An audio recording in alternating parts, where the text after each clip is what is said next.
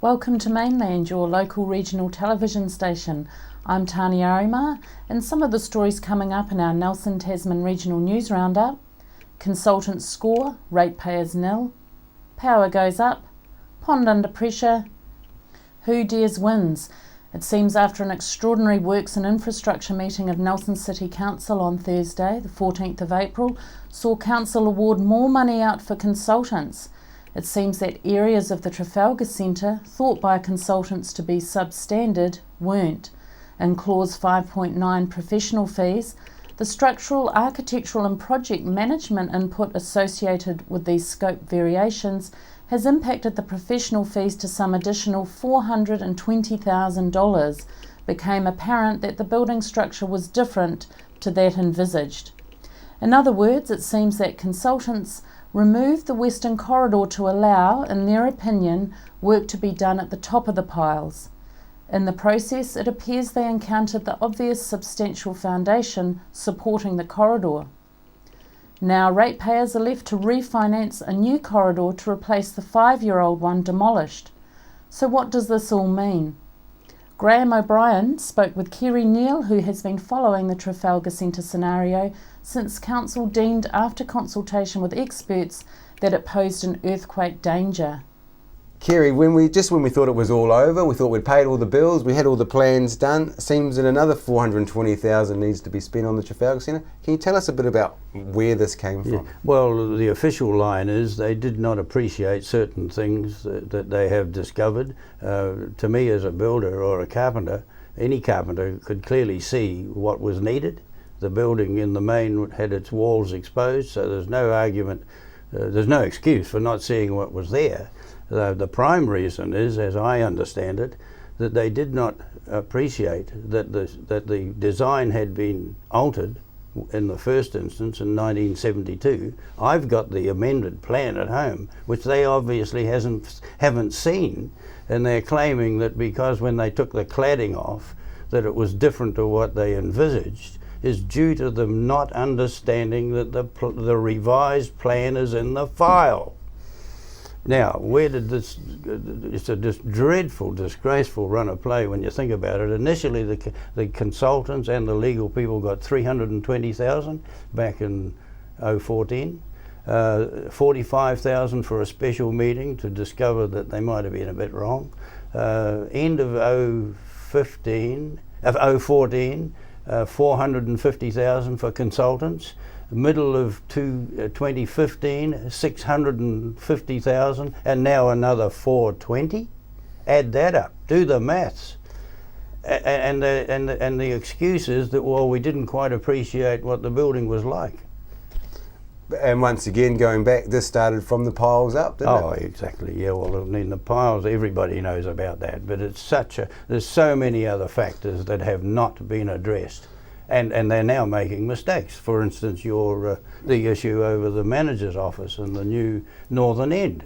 I mean, they discovered after sitting around for months, councillors and all, who claimed they couldn't get involved because they had to listen to experts. They made the decision to do the northern end as they were about to do, and then discovered, thanks to Tim Skinner again, that they'd forgotten the manager's office.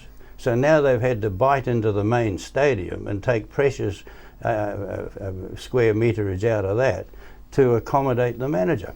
And they also done something for a corridor. Yes, okay. Well, there was a beautiful corridor on the western side, Soji type screen, similar to this, very substantial, right along the western side.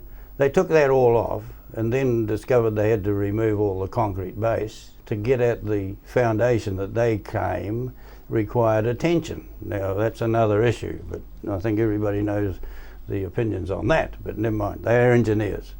But of course now they're saying they need this extra money to rebuild the western side and extend it to Lincoln, which is not silly actually, with the new northern end. Yep. But you'd have thought that that would have been obvious way back.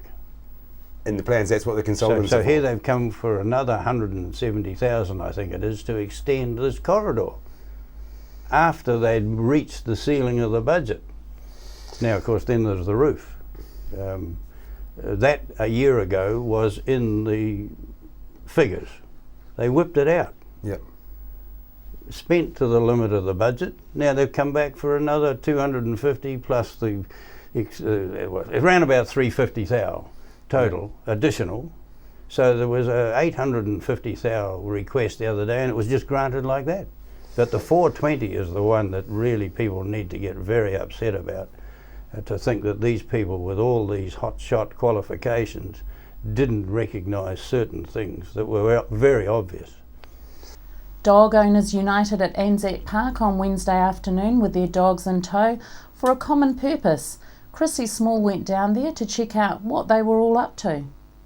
I've organised the Bull Breed Walk because I want Nelson people to say how family friendly these dogs are.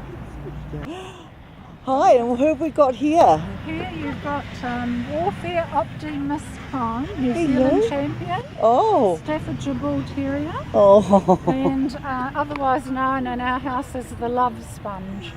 oh! Look, she's gorgeous. How old is she? She'll be 8 years old next month. Oh, she's just a little one. Yes. Oh, she's tiny. And so, what do you think about the suggestion to ban these dogs? Well, Do you think it's the dogs or the owners that have the issue? I think we can tell by the history of dog attacks that have taken place that focusing on a breed is a mistake. What we need to do is focus on the owners, and I think we need to look at councils encouraging people to train their dogs, particularly in the 5 basic commands, and we need to look to government to bring in new legislation. For a whole pack of different dogs being hit together for the first time, they seem to be getting on rather well. Well, they do get on well. If dogs are well socialised, they will get on well. And if you confine dogs to chains and you don't allow them to have exercise and play, that's what creates the animal-human bond, is exercise and play. And so if you've got dogs of this breed being misused, tied up and misused, then you will have problems. Well, dogs are quite bright, and you can see on YouTube's, when dogs are bored, they get into mischief. How many couches do we see ripped apart? Toilet paper shredded. I mean, the sorts of things you see. You just know that those dogs are saying, "Hey, take some notice look of at me." Please. Yes. Breeds that are happening at the moment that are on TV aren't as nasty as what you think they are. Right. Yeah. Okay. Yeah. But most of these are staffies. I don't think staffies are a real problem, are they? Yeah, that They can. Was it a staffy? Yeah. Do you think The it's pregnant one, yeah. Oh, do you think it's the dogs or do you think it's the owners that are the problem? Owners. You think it's the definitely. owners? It's the owners, because my dog at the moment is classed as one of the dangerous breeds that they're talking about on the news, yet she's not got a bad bone in her body. Yeah, she and is. I've socialised her from an early age. She's just gorgeous. She's not even worried about what the situation is. She's good with dogs, she's good with people, she's great with kids. She's very crazy, isn't she? Yeah, very. Stella, really friendly. What's her name? Stella. Stella. Hello, Stella. Oh, But I think it's more like the way the dog looks yeah, that people are scared of. right. So some of the staffies can look a bit dodgy. Yeah. This is who? Chloe. Chloe. Hello, Chloe. Now, Chloe's got a face only a mother could love. You've got Chloe there, and who's this one? Oh, this is Matilda. Hello, Matilda. Oh, she's great. Is she related? She's not, no, but Chloe is Pearl's auntie and Tilly is Pearl's grandmother. Oh, gosh. So it's a real family outing today. It is, yes. Yeah, great. Now, this is a little dog. This is Sasha.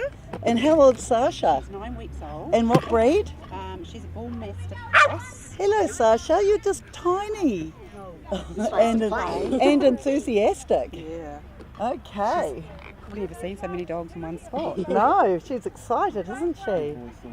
Okay, so you guys will all be leaving for your walk very soon? Seems like it. Okay, we'll have a lovely day for it, won't you? You're a monster.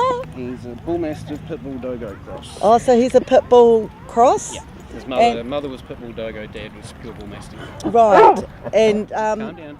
what would you say about the fact that pit bulls are labelled so badly? Would you say it's a dog problem or is it an owner problem? It's definitely an owner problem. An owner and a media problem, to be perfectly honest. Media sensationalisation is a lot of the reason that pit bulls have the bad rep that they have. There have been 27 dog attacks in New Zealand this year. Only 4 of them have involved pit bull or pit bull crosses, and they're the only 4 that have made it into the news.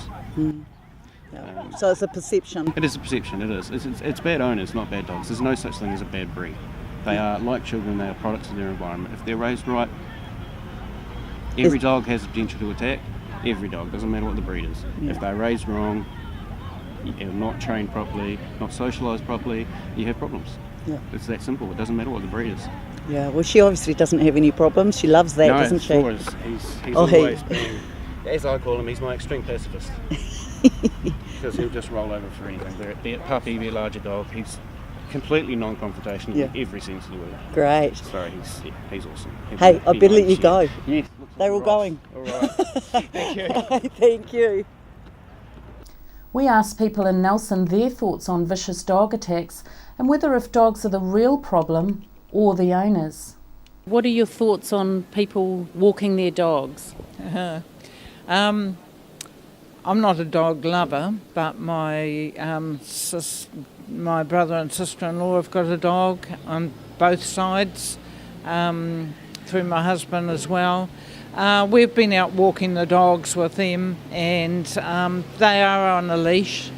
I am really concerned, as are most New Zealanders, about the pit bull terriers and the other dogs that we know attack, and they might be a family pet, but we've already seen how vicious the attacks are, and it doesn't matter whether it's children or adults, they're really vicious attacks, and they should be stopped from coming into the country, or people owning them. Yeah. They should be on leashes all the time and make sure that they pick up their and have a bag with them all the time. It depends where it is. My only thing is that people should be looking out for the dogs around small children, because of course I've got 2, and I find sometimes the issue. They think they know their dog, but the kids don't. So that's my main thing, really. Even if you know your dog, be careful of small children. They don't know what's around there. So yeah. Winter is coming, and as we know, that's when finances get stretched for many households. So why is it that when consumers are once again about to go into a peak usage season, power prices go up? Trustpower this month is informing its Nelson customers that prices are set to go up by 3% from the 20th of May. We asked people what their thoughts were on higher prices and what that will mean for them and their families. So some of the power companies are increasing their prices just before winter. What are your thoughts around the power increases? Well, I don't think it is good to increase them during the winter, because that's when the consumers need them the most. We're just re-looking at all the power, having come from another city, so it's a good time, and we use the internet to have a look at who offers the best deal at the moment. I think that is bad because people are struggling in poverty at the moment, and that the cost of living is rising all the time, and there's so much unemployment, and it's about the people at the top making the money, not the people at the bottom, and the gap between rich and poor is too high at the moment, and it's going to get higher with that sort of attitude. I think it's not good to have increased power, because some people can't pay for the power and some people can, because the power goes up and power goes down. It just depends on a family and that, of 4 or 5 and that. Yeah. I wouldn't know why they do it, because of course I can understand if they increase it, if it's harder to get electricity. That would make sense, but I don't know why they're doing it, so I can't really comment then.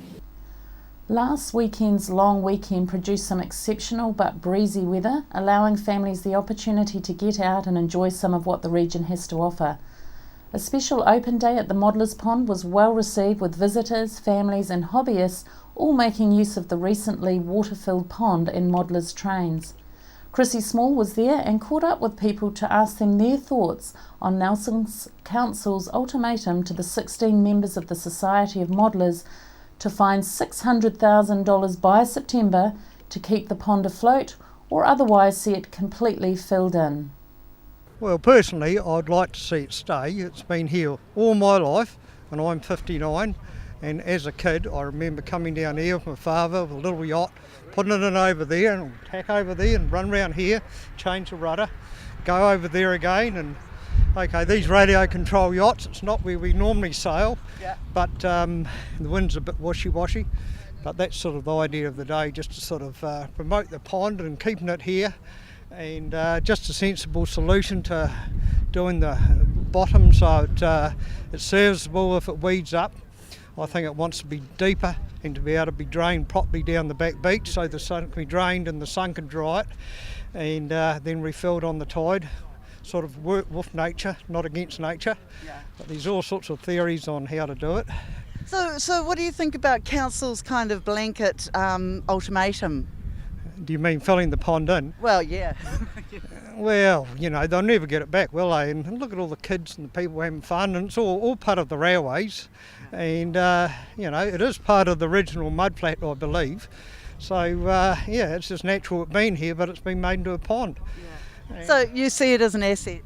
Oh, most definitely, yeah.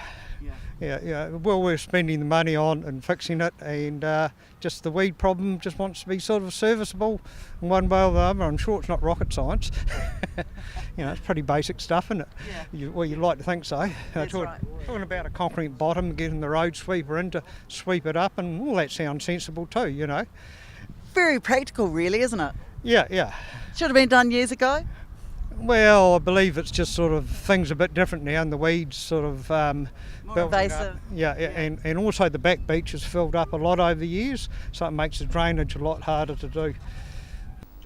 Out with his model boats was Society of Modelers President Noel Dyer. Chrissy caught up with him to talk about the ultimatum over the pond. Noel, what about the potential loss of this wonderful asset here? What do you think about that? Don't start me. Don't start me. I know what's caused it, and I know what could fix it fairly smartly. But I will keep my thoughts to myself instead of making it public. There are a couple of good bugs in the works, and the club's getting the blame for it, unfortunately. And they've tried over the years to keep it under control, but the council's made a muck-up of the stormwater drain being put into the pond, which has made the pond completely worse than what it was, say, 10 years ago. And now they've given you a deadline to raise some funds, I believe, till September. That's right. Were you expecting that to be sprung upon you in the last few weeks? No, not really, but that's their decision. Was it a realistic decision? No. I mean, what do you charge for rides and for the use of the ponds for the kiddies here? We charge $1 a head. So you'd need 600,000 children to come through here between now and September to be able to raise that money. That's right, and we're going to give it a go, and we hope some people will come out of the woodwork and maybe give us a little helping hand, and it'll be interesting to see what the outcome is. I think there's a bit of politicking going on, but that's only my view. It just seems such an asset. It would be a terrible loss. It would, yeah. We sit at the trains over there, and we get 4 generations coming through of people. I've even seen Mr. Nick Smith down here with his kids when they were younger. Yeah. And when you get an aircraft come in, and the first thing they do is get off the plane at the airport into a car with Grandad, Grandma, and come around here and have to have a train ride today, straight off the plane. That sort of makes you what sort of place it is. Yeah, well, look, you know, we've got such a lovely landscape, and you guys have been really, really part of that around here with the train tracks and everything. Filling this will just make it look bleak, won't it? It would be just like a garden, a paddock. Be just back to a paddock. And yeah, I mean, some of the councillors are on our side and want to get it fixed properly. And there's a few others that... Bit like Natureland, didn't see the value in it. Yeah, everything gets blamed on the poor community when there's bad decisions made in the offices.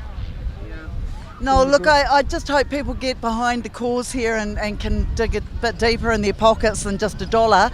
How can they donate? They can go through, we've got a Give a Little page on the internet. We have boxes around the place, donation boxes around, and yeah, we've got a sort of fund set aside, so here's hoping. And yeah, so we want to see it here for future generations. Yes. I've been coming here since 1982. I came down from Wellington and came down to twiddle my thumbs and have fun with the boats. But it's only the last 5 or 6 years that I haven't been able to do the boats, and I've got 15 of them sitting there that I've been sitting there doing the trains. I went and drive trains, and so you're a hardcore modeller addict then, obviously. Yes. Yeah, I've been doing it since I came into Nelson in 1968. I was actually doing the kit set ones. When I shifted down to Nelson, I had a bit of a break and then got back into the... I've now got my family coming through, and there's their kids. So I would say that you'd be a good man to tap into. Any of those youngsters wanting to get to know a bit about modelling, they should come down here and see Noel Dyer. Yes, yes. I've even been doing model boats for, I've got 12. I've done 8 for tallies, fisheries, repainting those ones. They rang me up and wanted the boats done in the fleet colours. And I thought, well, this would be interesting. And as I say, 8 boats I've done so far. Had to take them out of glass cases. They've been sitting in offices and sit and repaint them all. So it's a lot of fun. And my wife knows where I'm hiding, in the workshop. In the man shed. Yes, yes, yes. Well, look, Noel Dyer, the Give a Little page, I guess, what is it titled? Give a Little page has got, at the end of it, it's got the pond after it. Okay, so maybe Modelers Society Pond or fundraising. We'll find that out and stick it on our screen. And look, thank you very much for your time today and the best of luck. I think there's a lot of ratepayers on our side wanting to know why the club has been lumbered with us when it should be done in town. After the break, we'll bring you the latest weather update and some events and happenings coming up from around the region. Hi there, Julian Toon, Waimea Telecommunications. We install and maintain domestic and commercial satellite TV, UHF Freeview and Mainland TV installations in the Nelson, Tasman regions. We specialise in Panasonic telephone systems and provide communications, Wi-Fi, IT and wiring for internet, fibre, computers and DSL systems. At Waimea Telecommunications, we also provide specialist electronic systems for features such as a security camera you can watch on your TV, visitor alert systems and much more. Improve your security and communication and entertainment today. Call us on Waimea Telecommunications on 021 472297, ytel.co.nz. Why would you want to pay as much as $1,000 for a single bed mattress when you can buy a high quality locally made mattress like this for as little as $220? And a queen size mattress could cost you in excess of $3,000, but at Nelson Beds you could have a mattress like this as low as $425. So why would you go out and spend a fortune on your child's bedroom when you can come to Nelson Beds and buy a complete single mattress and base set, a 7-drawer Scotch chest, a headboard and a 3-drawer bedside cabinet for as little as $979? So call and discuss our custom manufacturing options and local after sales service at Nelson Beds, Nelson's only bedding manufacturer. Welcome to Smugglers Pub and Cafe, open 7 days a week with free parking all day. Our lunch menus have that old-fashioned flavour where we treat you like treasure with the food you'll savour. We cater for children, grannies and granddads too, with special rates and privileges given to the elderly lunchtime crew. Our staff are friendly and kind and want to see you all come back time after time. Daytime or evening, it doesn't matter. Give us a call on 546 4084 and we'll be happy to spoil ya. Are you looking for a scooter, walker, wheelchair, baby seats or pushchairs? Then come in and see the Nelson Region Specialist at Mobility for You, 269 Queen Street, Richmond, opposite the library. We have a huge selection of scooters, walkers, wheelchairs and accessories, along with a free booklet guide. We also provide a breakdown service if you ever get a puncture or a flat battery. We have fully equipped service vans to rescue you. Hi, I'm Robin Jordan and I invite you to call in and see the friendly team at Mobility for You, 269 Queen Street, Richmond, opposite the library. We're the team at JCar, right here in Nelson, 120 Hardy Street. Our shop is full of electronic items, including security alarm systems, electronic components, solar and power, electronics toys,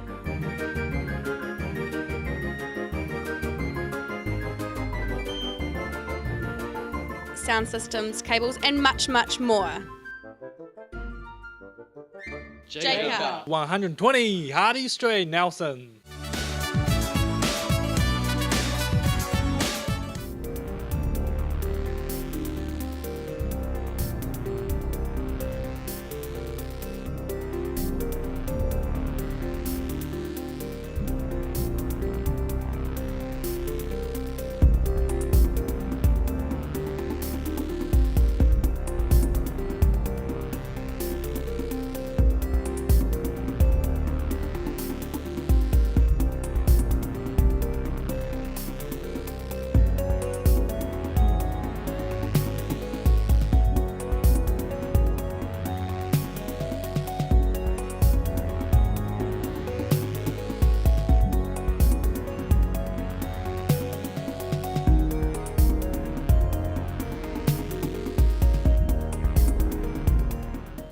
Sit and Be Fit is on at the Victory Community Centre Tuesdays and Thursdays at 10 a.m. at the Victory Community Church, 238 Upper Vanguard Street. School terms only. Fun while you get fitter, work at your level. Victory 60 Plus is on Tuesdays at 1:30 through to 3:30 p.m. at 238 Upper Vanguard Street. You can join in for cards, games and a cuppa. On behalf of the team here at Mainland Television News, thank you for joining us.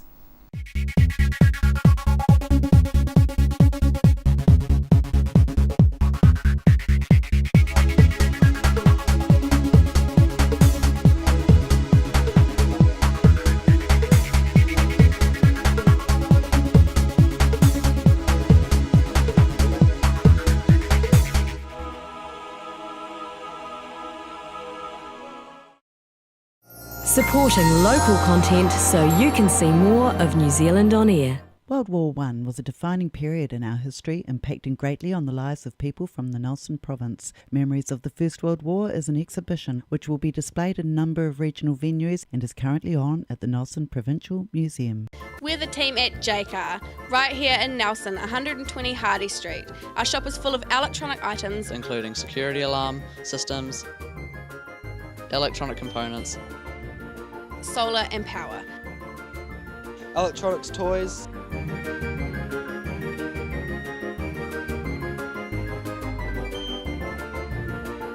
sound systems, cables, and much, much more.